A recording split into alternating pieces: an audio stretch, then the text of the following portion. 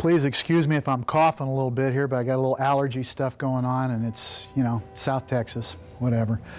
But it's a pleasure to be here. It's a great university, and I thank Michael for inviting me to share my experience with you. I'm going to talk a little bit about, I guess we could say, the training aspect, but I guess most of what I'm going to focus on is just the professional aspect itself and the job and the different components of the job and so on. So I hope that, you know, it gives you a little insight as to what goes on the professional level. And I've had the experiences of actually being involved in every level.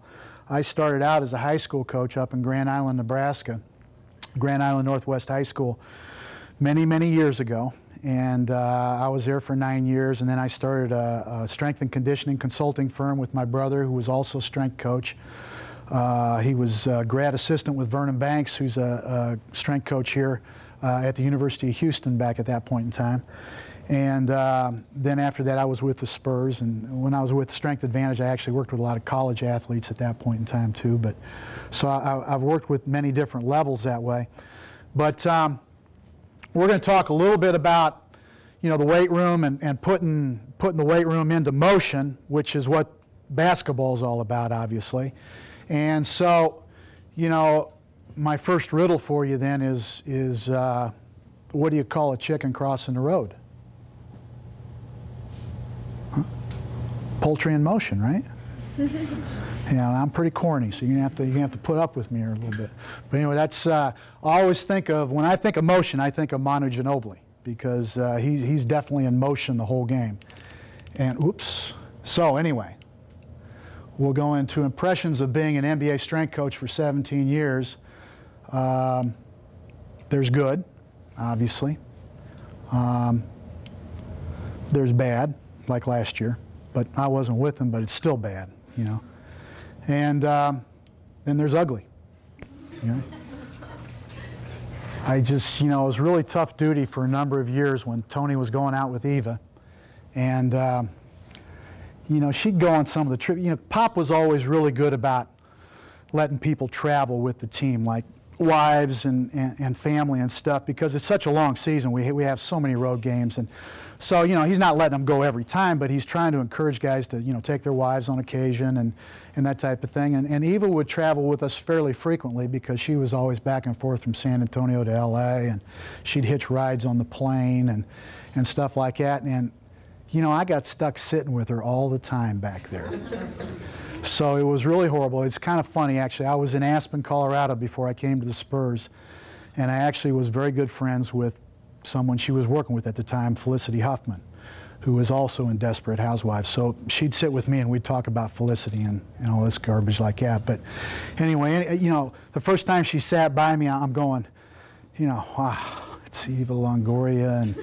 And you know, I'd ask stupid questions like, why do they say love is blind when lingerie is so popular and stuff like that? And why can't women put on mascara with their mouths closed? I asked her that, actually.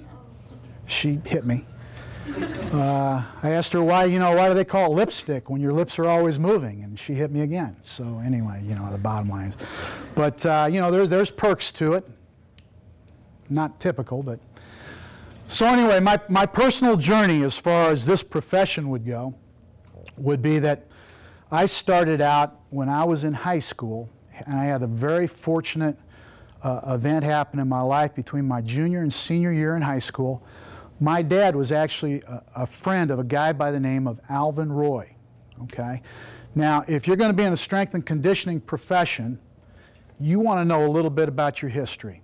And Alvin Roy is a part of your history. He was the first strength coach, okay?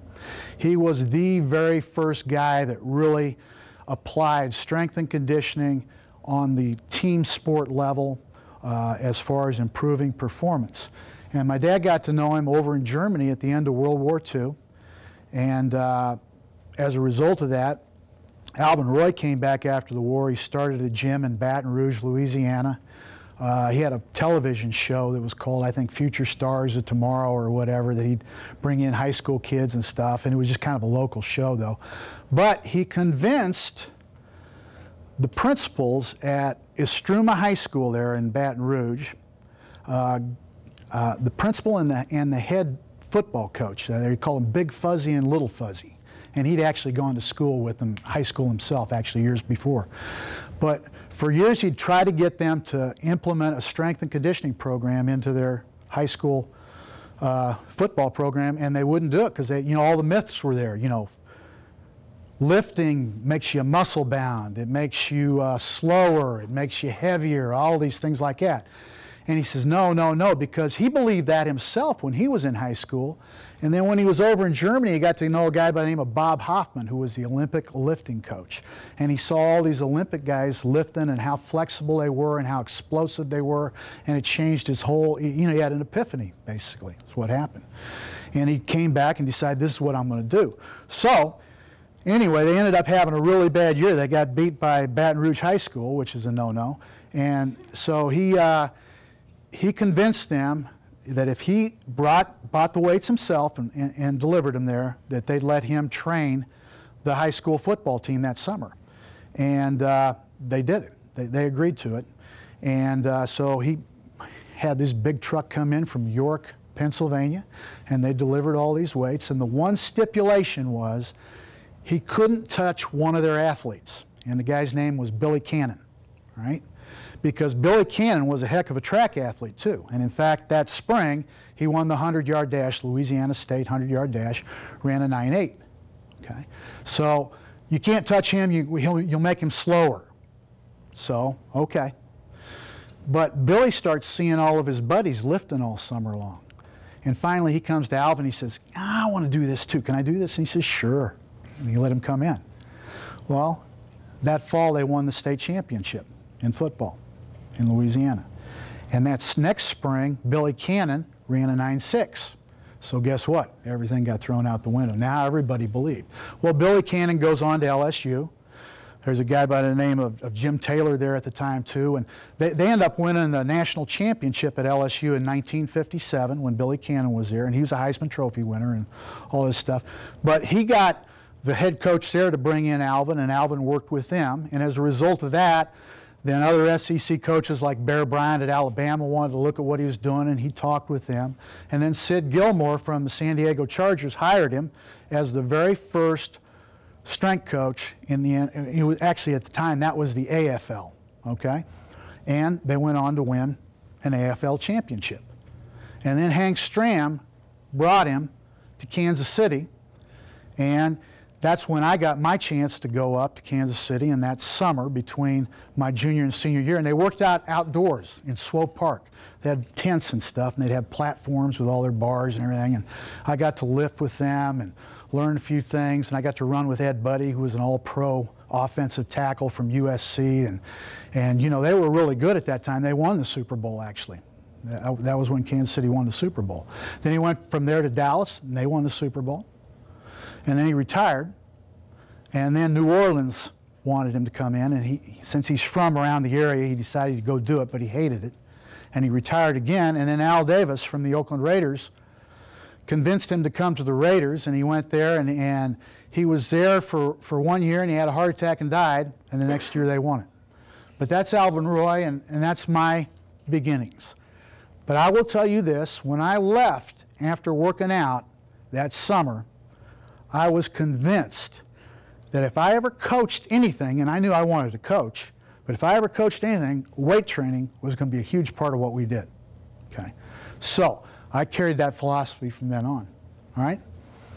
I carried it to Northwest High School, where I helped start the strength program there.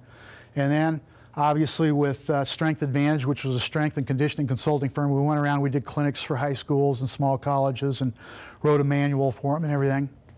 And I worked with athletes, mainly tennis players and pro skiers, actually, in Aspen. And some football players would come up, and some college players would come up, and I'd work with them through agents and stuff. But as a result of being up there, I actually ran into Larry Brown, and Larry Brown hired me to come down and do consulting with the Spurs when David Robinson was a rookie. but they would never hire a full-time strength coach at that time. I got to know R.C. Buford and Greg Popovich at that time because they were assistants for Larry Brown. And then from there, we stayed in touch, and all of a sudden, Pop gets hired as a general manager for the Spurs. He had left, Larry had left and gone to the Clippers. R.C. had left and gone to the University of Florida. Pop had left and gone to Golden State under Don Nelson. And so I got hired there. He called me up, and I'll tell you that story later, but he called me up and said, I'm going to hire a full-time strength coach here with the Spurs, and are you interested? So that's kind of how I moved into that whole scenario there. All right? So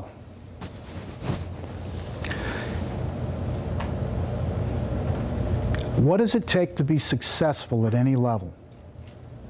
Well, you know, that's a tough question because there's a lot of different factors there involved in that, and some of it is, you know, a little bit of it's luck, to be honest with you. I mean, you got to be fortunate enough to have some good things happen for you. And, you know, I was lucky, obviously. We had great players with the Spurs. We had a great staff. We had a great program. And so, you know, all of those things helped me to succeed. But, you know, you can't substitute these aspects right here. Perseverance and a work ethic. You're going to have to put in the time. It's that simple, all right? You have to have a solid philosophy. I'll talk about philosophy a little bit more later, but here's the deal, is if you're one of those people that, you know, you start doing one kind of program this year and then you go off to some camps and clinics and all of a sudden you come back and you're going, oh man, I got to instigate all of this stuff in here, and you completely change your program, you don't have a philosophy. That's a problem, right?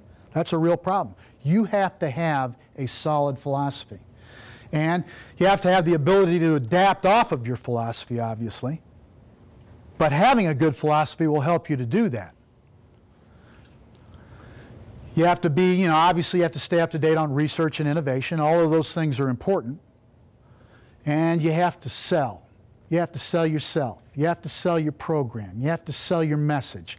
You have to sell whatever you can every day. Or in other words, you have to educate. You have to let people know what you do. Because I'm going to tell you right now, as advanced as our profession is right now, and it's been around for a while now, most people don't know what the heck we do. They have no clue. All right? And even when you get into athletic programs that are fairly advanced, that have coaches that are big time, everything like that, a lot of those coaches still don't really know what we do. All right? And so you've got to educate them, because you can't run a successful program if they don't believe in what you're doing. All right? You have to get along with the staff. I guess that's pretty self-explanatory. I mean, you know, if you're in there and you're picking fights with everyone every day, or you know, you can't get along with anyone, that's an issue, obviously. And you got to, here's something that's really important. You got to try to make everyone better. Okay? Make everyone better. You know, we only have one purpose in life as a strength coach, and that's to make someone better. Okay? That's our whole purpose, is to make someone better. And so you have to take that on, and that's got to be a part of you, because it's not about you. It's about them. Okay? That's the key component. All right. So, philosophy. My brother was a philosophy major at NYU. I'd ask him all the time, I said, what the heck does someone do with a philosophy major? And he says, it depends on what philosophy you have. You know? So, smart ass. My brother's a smart ass. But anyway, I can remember I had to take a philosophy class one time in college. You know, you got to get your prereqs out and all that. And the professor walks in, he's got this big empty jar, and he puts a bunch of golf balls in the jar, all the way to the top. He says, is the jar full? Everyone goes, yeah. Then he takes a bunch of pebbles and he starts pouring them into the jar. And they're filling in all the crevices and everything like that. And he says, now is the jar full? Yeah. Then he takes some sand and he starts pouring that in. And that's going into even the smaller spaces in there. And he finishes, he says, Is the jar full? Yeah. Takes out a couple of bottles of beer, opens them up, pours them in there, says, is the jar full? Everyone goes, yeah, it's full. He says, all right, here's the deal. He says, the jar is your life, okay? Now, the golf balls are the important parts of your life. They're like family and happiness and this and this and, you know, and so on and so forth. He says, you want to have a full jar of these things. And he says, now the pebbles, they're the next important things, but they're not quite as important. They're like, come on in, man.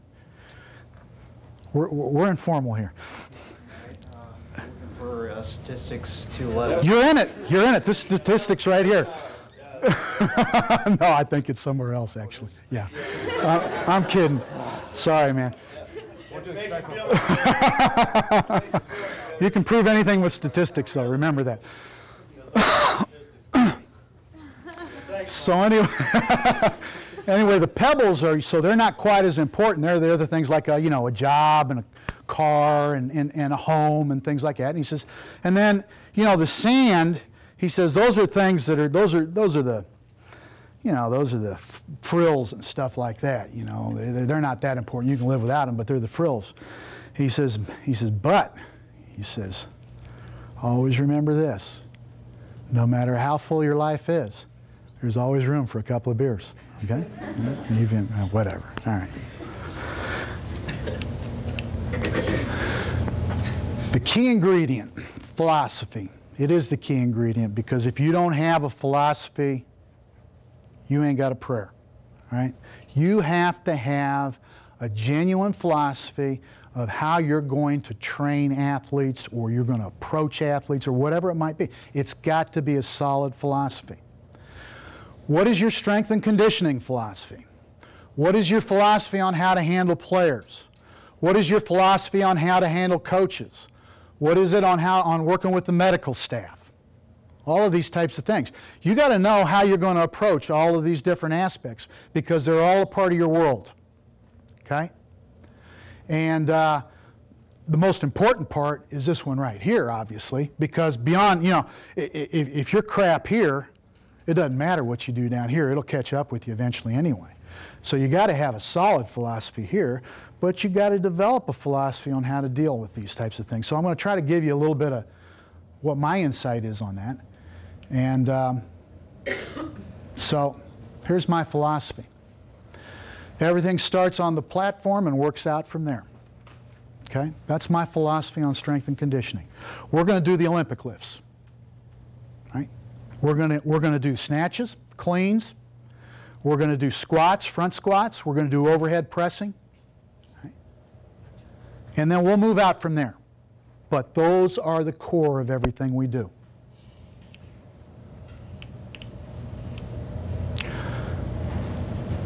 When in doubt, refer back to number one. That's my philosophy. All right? You're not changing it. I believe in those. They're research and evidence-based types of training methods that work, period. It's that simple, okay? The body works as a unit. Train it that way. That's why I believe in this. We get caught up so many times in talking about, and there's value to these things. I don't want to try to go and be religious on you here or something and start preaching to you or whatever, but there's value to training, specific parts at times and so on. But when you're an athlete, your body is a unit, okay? Train it as a unit. When your upper half is working out, does your lower half sleep? No. When your lower half's working out, does your upper half sleep? No. Your body is a unit. And if you want to train athletes, you have to train them with that in mind. That's got to be the core. All right, so philosophy into action. Well, we start to use then research and science and all of the different components that have been handed down to us and so forth. So we're gonna use periodization. okay? So that we don't plateau, and so we get the most efficient strength gains. And we can go through the different cycles and create things where we establish a strong base, and then we move into strength aspects, and then into power and explosive aspects, okay? Now, in my scenario, in a typical scenario, this right here probably goes out the window here, because most seasons that a lot of people will deal with aren't all that long, and so you can get by with just a pretty standard in-season program. But in an NBA season where we start in October and we finish, if we're playing really well, in June, we got a lot of months in there, okay? So if I did the same program with someone that entire time, number one, they're going to go nuts. Number two, the adaptations are going to quit happening, because this is all about adaptation, right? We're trying to force the body to adapt. Well, after 4 to 6 weeks, the body's going to adapt to some degree, usually to a large degree, okay? So in our in-season scenarios, we're going to go 4-week periodization cycles, but we try to plan them around specific times so we hit our power phases, our explosive phases, closer to times that are very important. So for example, obviously when the playoffs hit, we're hitting power that month before the playoffs hit, okay? And then we do an adapted type of in-season program at that point through the playoffs, where we incorporate a little bit of hypertrophy in there, along with some, always some power and explosion. And we can get by with that. It's more like a pyramid scenario in some cases, which we got away from for years, because you got all the adaptations at once, and you'd plateau after a while. But in a shortened scenario, you don't worry about plateauing, okay? All right, Olympic lifts. Here's the deal. I believe in what those guys do in the sport. I mean, those guys are unbelievable. The flexibility they have, the mobility, the strength, the power, it's crazy. But I'm dealing with guys that are 7 foot, all right, or 6'8". They got long, long limbs. So I'm going to modify things a little bit here so that we don't create potential joint problems with the knee for a guy who's got so much torque on the knee, okay, because of the length of their limbs. So when we catch, we always catch, when I'm training a basketball player. Now, this is not going to be the same with a football player, but when I'm training a basketball player, I'm going to catch in the power position, okay, not in the deep squat position. Okay. I'm not going to try to beat the bar to the ground or anything like that. So obviously we can't move quite as much weight, but we're still working those power and that kinesthetic chain all the way up through where we're exploding. Okay. We will pull from the floor. People say, you pull from the floor? No one plays from the floor. No, we don't play from the floor, but the bottom line is there's a lot of adaptations for the lower back and glutes, hammies, everything like that when you pull from the floor. Now, we don't do it in season, but we do off season, okay? Because there's a lot of strength gains that can be made there. Push, press, and jerk. We're going to push, press, and we're going to jerk. I love the jerk. I love foot speed, all right? I love an overhead movement with foot speed. That's basketball, all right? So we're going to jerk a lot. We're going to do some Olympic stuff with one leg, because guess what? We play on one leg a lot. So we'll do cleans with a bar on one leg, and we'll do push presses with one leg, and so on and so forth. Now there's other adaptations happening there. One is obviously it's a unilateral movement there, but the other part is there's proprioceptive factors that are coming into play too that we gain from that. Okay, plyometrics. We're going to incorporate plyometrics because obviously we're in a strength power sport. We want to promote power and explosion. So we're going to do it, but we're not really going to do it in season because these guys run around so much and they're jumping so much that it just doesn't make sense. It's overtraining at that point in time. So we'll do it off season when we go through our different cycles, okay, our different phases, but we won't do it in season with the exception of guys that really aren't playing much.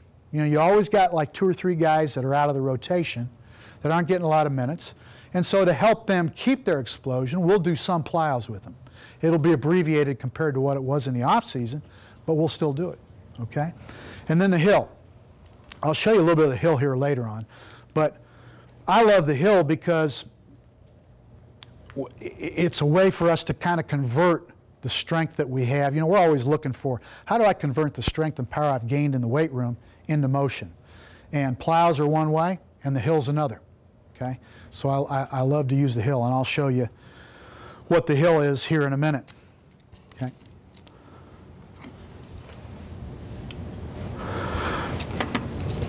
All right. But first you have to know where you are. Okay. What's Oliver's law of motion? Does anyone know Oliver's law of motion? So no matter where you go, there you are. Right? It's true, right? Huh? Of all the places I've ever been, this is one of them. I'll be darned. Okay. Well, it's not that simple. But anyway, we want to know where we're at because we want to plot a course for where we want to get to. And you can do a much better job of figuring out where you want to get to if you got a really solid and accurate analysis of where you're at right now. So, we do test. And, you know, we'll test all of the NBA combine moves, okay, or tests. So here they are. It's the no-step vertical, and I mean no step. I mean you can't shuffle your feet, you can't do anything. It's a straight explosion from the ground, okay, no-step vertical. Then we do an approach vertical, which is a running vertical. You're running in, and you can go off one or two legs, whichever you prefer. But it's valid for basketball because when guys go to the rim, they're usually moving, okay?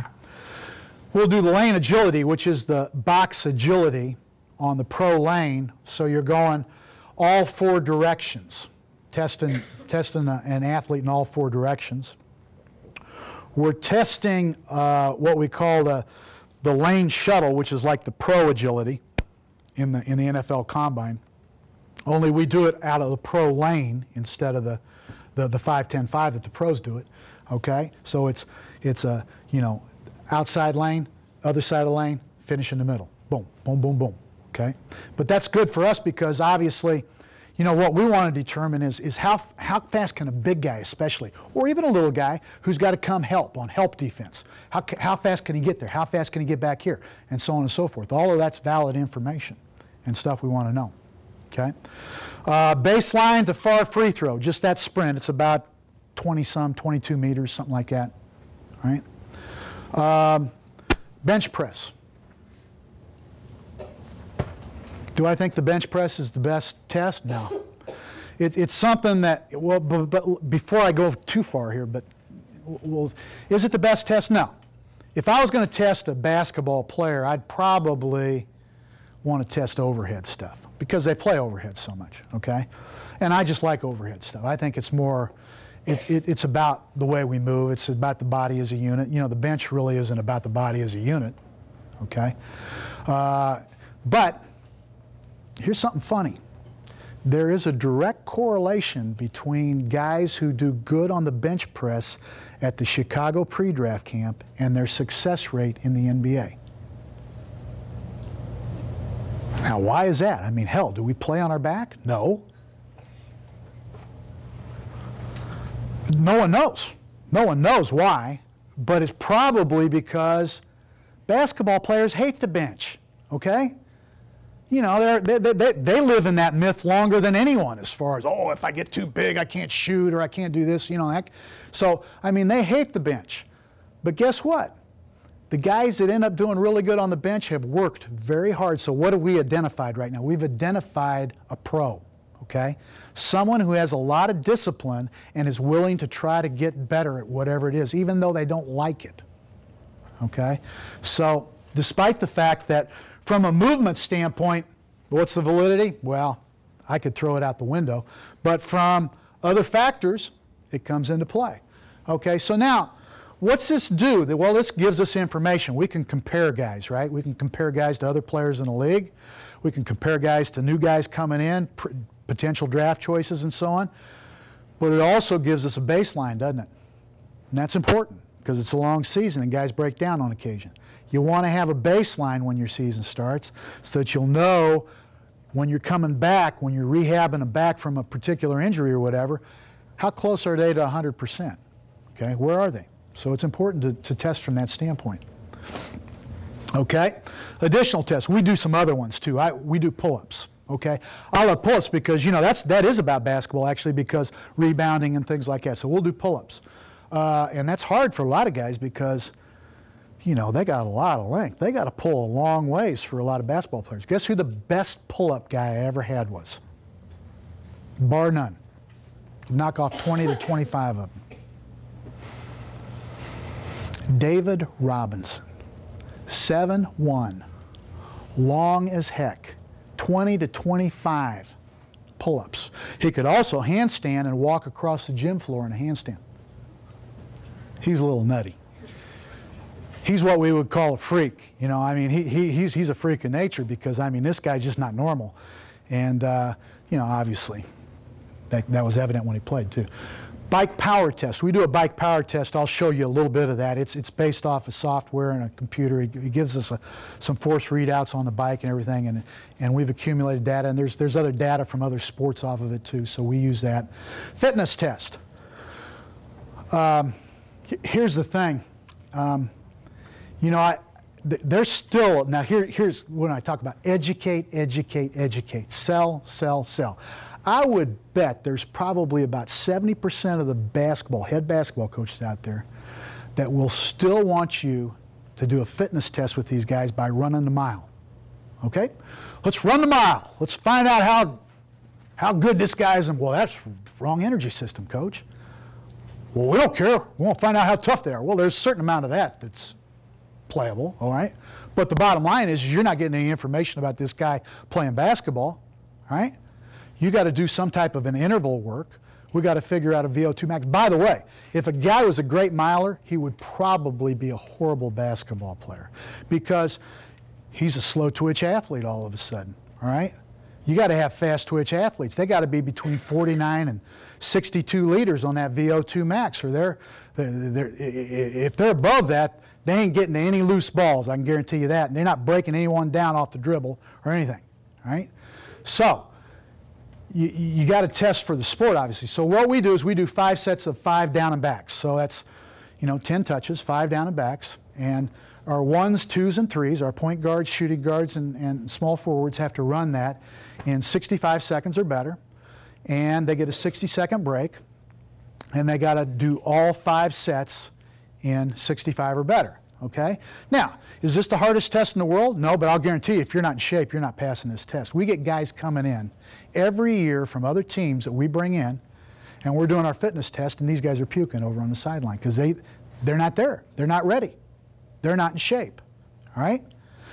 What this forces a guy to do is go between 70 to 80% of their max on a continuous basis, and so you get, and by the way, too, when we do a fitness test, we don't want a guy to be in top shape. That's the beginning of the year, man. We want him to be in good shape. We want him to be in top shape when the playoffs start, okay? 4s and 5s are 70 seconds or better. We slap heart rate monitors on them. We have, you know, at the time that I was there, we had Sun 2s. Now they have Catapult. There's all kinds of stuff that we get off of the heart rate monitors that we can, you know, data that we want and stuff that we can compare back if we have a scenario where we're bringing a guy back for rehab or whatever, and we want to figure out what his fitness level is and so on. Or if we got a guy that, you know, hasn't played a lot of minutes, but he looks like he's getting a little heavy, and we want to compare it. All right, movement screen. How many guys, are you guys familiar with all the movement screens out there right now? There's a couple that are big. What, FMS, is that what you guys are looking at a lot? We have a class that we cover a lot of that, so 4 or 5 people have done functional movement screen. Okay, all right. So we do a movement screen too. I'll get into some of my thoughts on that here in a little while too, but movement screens, you know, personally, I screen a guy every time I work him out, right? I mean, if you're lifting someone, you're probably trying to figure out now what's going on here and what's going on there. So don't think because you have a movement screen that, oh, you got all the answers. I mean, really, your own computer is going to give you the best data on that, and you're always screening guys yourself. Blood work. We do blood work, okay?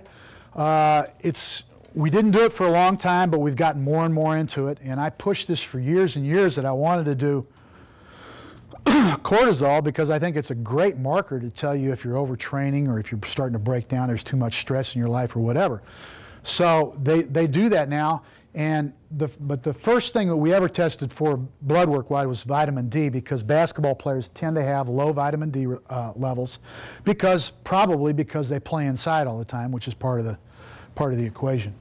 But then now they test for cortisol, and because of that they test for testosterone, because they're the opposite mark. You know, if testosterone's up, cortisol's down.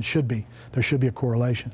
And then thyroid too, okay, because of the effects on the adrenal complex. So they're doing those. And then we will retest, okay? We will retest during the season and after the season to a degree. But the retest on the bike power test, we'll retest right before the AllStar break and at the end of the season. Now, I put optional there because we're in the pros and guys take off.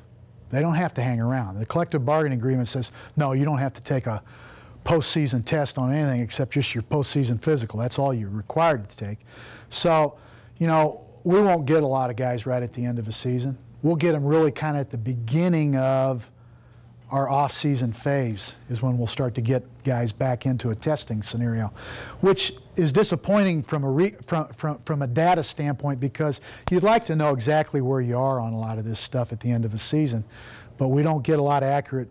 It's just the nature of the business. We don't get a lot of accurate stuff there. Blood for cortisol once a month. Okay, they do the blood work once a month. They retest all the other tests except the fitness test at the end of the season, optional once again, or start of the off season, and retest whatever is deemed necessary when coming back from an injury.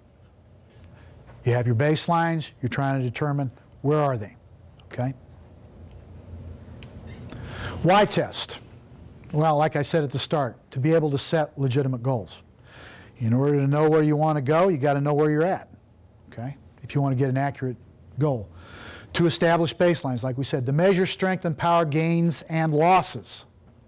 Okay? To ascertain what % of strength and power has been regained after an injury, which we've already covered really, and to be able to compare other players to ours, which we covered too. But those are the main reasons why we would want to test. It's a lot of data that's useful in a lot of different scenarios. Okay? So testing has to be a part of what you do. And to be honest with you, the retest, if I had my way, I'd retest some of this other stuff actually more frequently, because I think it would, you get on top of a problem quicker if you could, but it's just hard with our schedule and other aspects to be able to do it that way. Periodization. You know, I mentioned periodization earlier here, but it's part of the philosophy, and obviously, you know, we're going standard 4-week cycles. Now, I'll tell you this, if you have a naive lifter in there, in other words, a guy that's starting out, I'd go at least, I'd go 6 weeks anyway, because, you know, really, adaptations don't really happen all the way that you want them to happen for, you know, even in 4 weeks. It takes 6 weeks, really. So you're better off in 6-week cycles, especially with your more naive or your younger athletes, because you want to make, this is what we're all about, make adaptations, okay? But in our scenario, we're going to go 4-week cycles. It works better with our off season and everything, okay? Conditioning cycled into your coordination, okay? Now, here's the deal. We got to train in a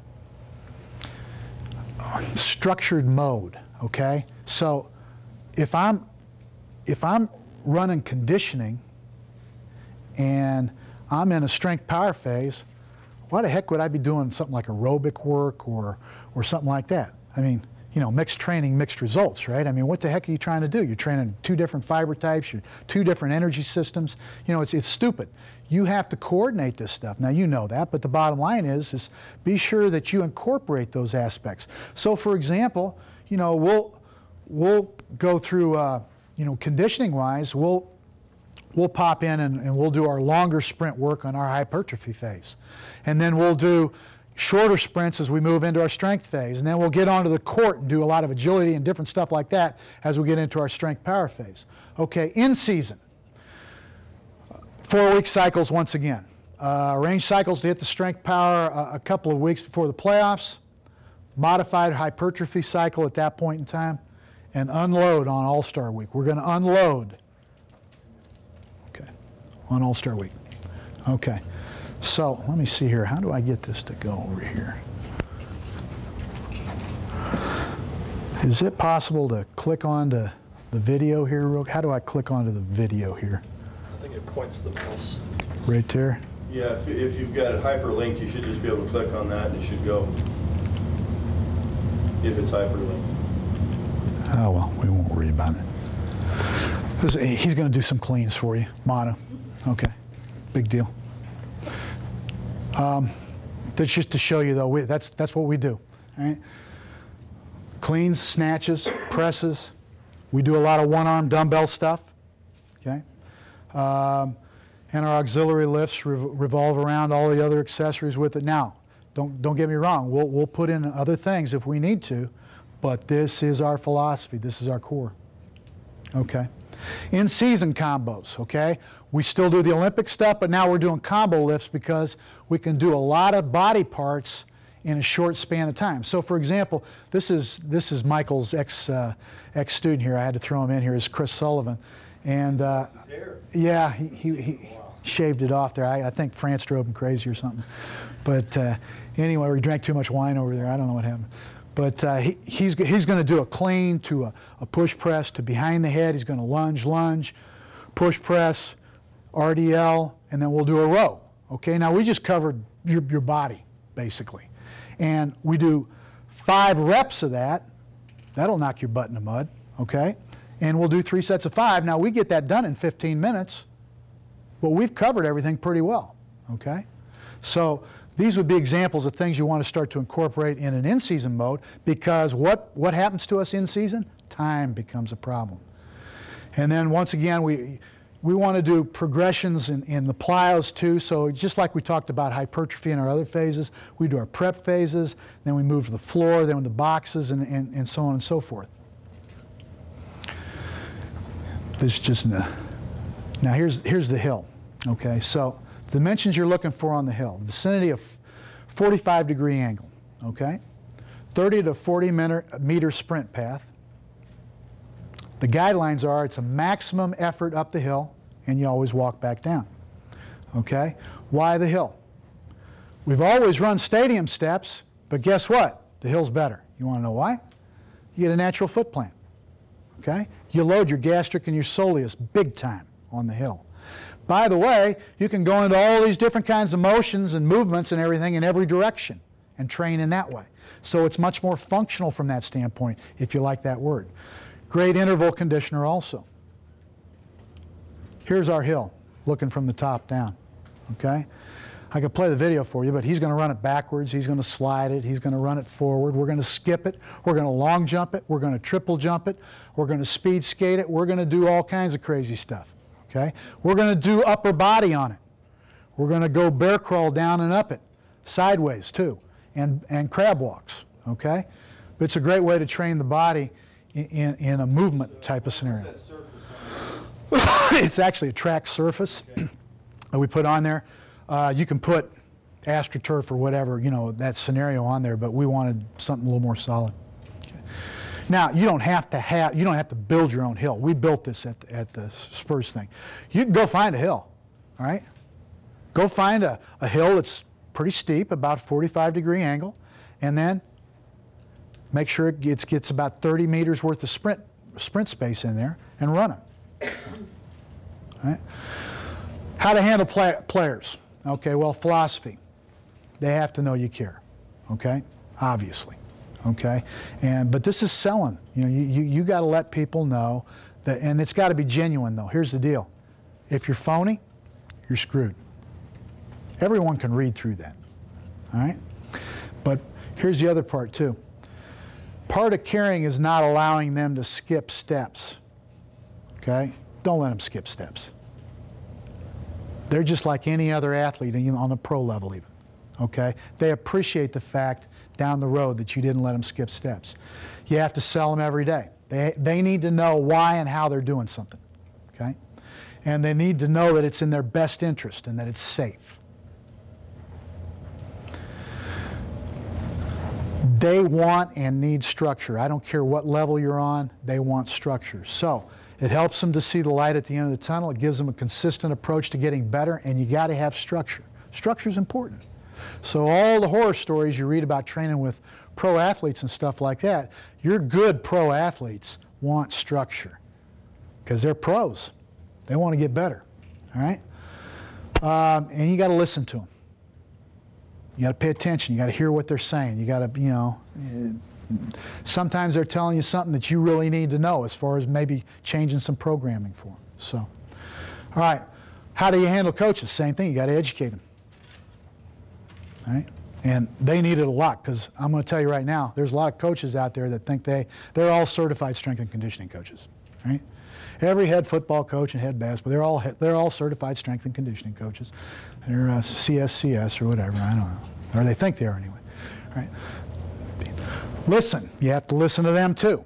All right? You have to be in tune with the head coach, otherwise you just can't, you know, you're going to have to adapt, okay, to what he's doing, and you're going to have to compromise, you know, obviously. Now, I put here strategy, not principles, okay? But you got to find a way to make them happy sometimes and still get the stuff done that you know is important. Okay. Medical staff. You have to get along with your trainers, all right? If you don't get along with your trainers, you know, that's a weak link then all of a sudden. You have to work as a team, all right? And they've got their job and you've got your job, and it's got to really function together, and you have to get along because and in some scenarios that doesn't always happen. But in a good scenario, that's what happens, and you have to make that effort. Everyone has to be on the same page as to what's expected of them, okay? What are the job, you know, duties, so on and so forth. And, you know, I kind of list them in here for you as we move on, but you got to sell and educate the doctors too, okay?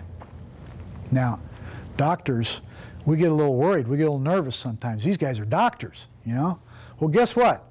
They don't know jack crap about what we do. Even the orthopedics. And the good orthopedics will tell you, I don't know jack crap about what you do. You know, because they don't. You know, this isn't their field. Their field's in sawing people up and stuff like that. I don't know what the hell they do. But I mean, you know, no, they're brilliant at what they do, but the bottom line is they don't do what we do, and they don't know what we know. And for them to ever say that they do can start to get a little iffy. And that's what, you know, I had to argue with our sports med guy for 3 years about cortisol. You know why he didn't want to do it? Because he didn't know what it was. All right? All right. What is the NBA staff model? Well, this is it'll vary, like I said, from franchise to franchise, but this is the Spurs, and at the top of the head here is the orthopedic and sports medicine doctors, and then the athletic trainer, assistants, and staff, and then the strength and conditioning coach, and then the research coordinator. That's become the big thing now in the NBA, is the research coordinator. I don't know. And then physical therapist, and then nutritionist. Right? So, what is my job description? We all know what our job description is. It's getting athletes better. What else is my job description? Well, I'm a bartender, all right? I deal with problems. I talk to people. My pop told me years ago, when I first started, he says, look, he says, if they're whining about this or whining about that, or they're bad-mouthing me or whatever, he says, I don't give a crap. He says, I don't want to hear about it. He says, now, if they're on drugs or something, he says, I got to know, all right? But, you know, and they, you know, you work with them every day. You're around them all the time. They're going to start to unload on you, and that's good. That's part of the process. You're a nutritional advisor. Even if you have a nutritionist, you're still a nutritional advisor. You're a coordinator. You're a teacher. All right, I'm trying to cover a lot of things real quick here, but we're talking, are we out of time? So I'm old school as far as equipment goes. There's all kinds of technological things out there right now, and they've got their merits. But the truth of the matter is you can accomplish everything the old school way that you can the new school way. You may not get the same. You won't get readouts on it or something like that. But it's it is what it is. Research. We don't do research. We're not a human performance lab. Okay. We're a sports team. Okay. We apply research, right? And we stay abreast of research. But we're not in the business of trying to do, research. What has to be considered applying research? Well, where does it fit in your priority list? Time, equipment, staff. Oops. A few thoughts on time. Well, we're about out of time. You would go to things that maybe you're most proudest accomplishments. Sure. That's the bike right there, the power bike. Some of the technology that you use. I do want to say this. Don't get obsessed with technology. Here's a prime example. After the first Persian Gulf War, we thought, the technology was the answer, militarily. Oh, we got these smart bombs. We can guide these things in here. We're going to win wars from the air. Hey, guess what? You still got to go do the mud and the blood and all the other stuff. It is what it is, right? Here's another thing. There's about 80 million experts out there, and some of them are experts actually, and they're pretty good, and they're in our field, and they're qualified in a lot of ways, but they think they found all of the answers, all right? So if you see the Buddha in the road, kill him. If they're telling you they got the whole system down, you better walk away from them right now. And they're out there, and they're selling, and they're making a lot of money, by the way, too, right? Challenges, self-proclaimed gurus, all right? Movement screens, all right? Let me tell you something right now. We can go through the functional movement screen all you want. It's very basic. But what good is it for NBA basketball players? I got some real questions about it because I can tell you stories about all of the things we never identified with any player because that functional movement screen doesn't deal with the anthropometrics of basketball players, and it doesn't deal with the movements of basketball or the dynamic aspects of basketball. And if you really want a valid movement screen, you have to create it for the sport, okay? Challenges, functional versus traditional strength. I'm so sick and tired of hearing the word functional. Guess what functional, what's the most functional exercise that exists? Anybody know? Squat. Well, that's one of them. Cleans, snatches, squats, those are the most functional things that exist, all right? So anyone that goes, oh, we got to be functional. Well, guess what? How do you define that? That's the key. Yeah, it's all hyperbole. Challenges, muscular balance and correctives. Okay, now here's the deal is when we do functional movement screens and stuff, we're trying to identify muscular imbalances and all this stuff like that. Guess what? If you have a solid strength program, you probably have muscular balance and you probably have mobility and you probably have a lot of things. Guess what? All the guys, even Tim Duncan, who's got a bum knee, from way back, even Tim Duncan passes the FMS with flying colors. Why? Because he's functional. All right? All right?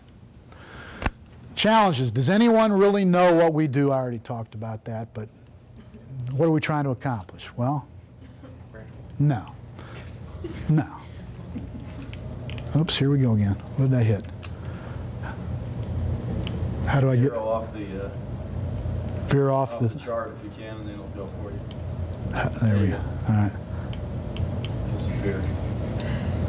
You just like looking at that picture. That's that. If I do it over here, can I get off it? Possibly. Let me help you. We're about out of time here, though. Yeah. As you can see, I'm technologically challenged.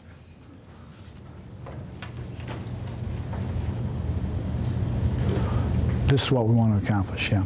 Just let me know when you want me to click it. I'll be here. I'm good. This is what we want to accomplish. We want to enhance movement and athleticism. Accomplishments that are important to me. Well, the first one is getting hired, okay, by the Spurs, okay? I'm pretty proud of that. I'm going to tell you why. I told you the whole story about going and doing consulting and all that stuff like that, and then all of a sudden, Larry Brown goes to the Clippers and Pop goes this way. Well, a couple years later, Pop calls me up and he says, Mike, he says, I've been hired as the general manager of the Spurs. He says, I'm going to hire a full-time strength and conditioning coach. Are you interested? And I said, sure.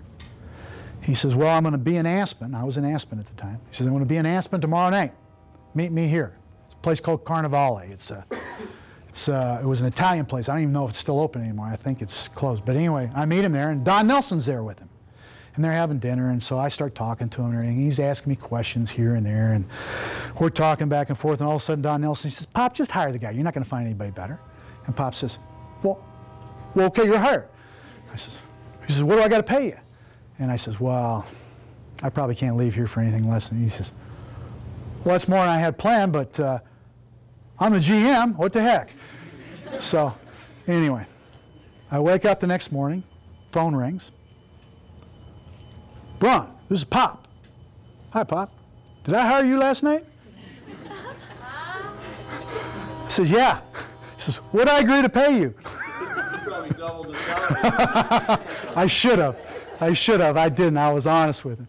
But anyway, that's the story of me getting hired for the Spurs. But I found out later the reason why he wanted to meet with me was he was going to hire Don Nelson as his head coach, and he wanted to make sure that Don Nelson was okay with it. So after Don gave him the okay, then there we were. All right. So that was important. Another one was obviously helping David Robinson come back from serious back injury to become an All-Star again and win 2 rings. And you know, they said that David was done. They said he's the next Chris Doherty, or not Chris Doherty, but I'm trying to think of Doherty's first name or whatever, that was with the Cavaliers or whatever, that never really played again. And he had some issues, but he came back and he had a lot of success afterwards. And so I'm very proud of that. This is in particular because I love this guy right here, Sean Elliott, who's one of the great people you'll ever meet in your life. But you know, he's a guy that had a kidney transplant. He's the first pro athlete to ever come back from that. Okay, and he came back, and I'll never forget the night he came back. He's been in the game for about 2 or 3 minutes, and the lane opened up, and he went boom to the rim and dunked, and it went crazy. All right, so. He lasted another 1.5 years after that, but he got to go out on his own terms, which was cool. All right? Laying the foundation for those 3 guys and being involved with them. Being recognized by my peers. Being a part of that. It's always fun. Plus, it's worth some money, I guess. I don't know. I put it on eBay. I saw one of those on Pawn Star. Yeah. It might have been this one here. I don't know. And is, you know, still having relationships after you retire. You know, life goes on. So, anyway, thank you for your attention. Sorry I had to hit you with all that.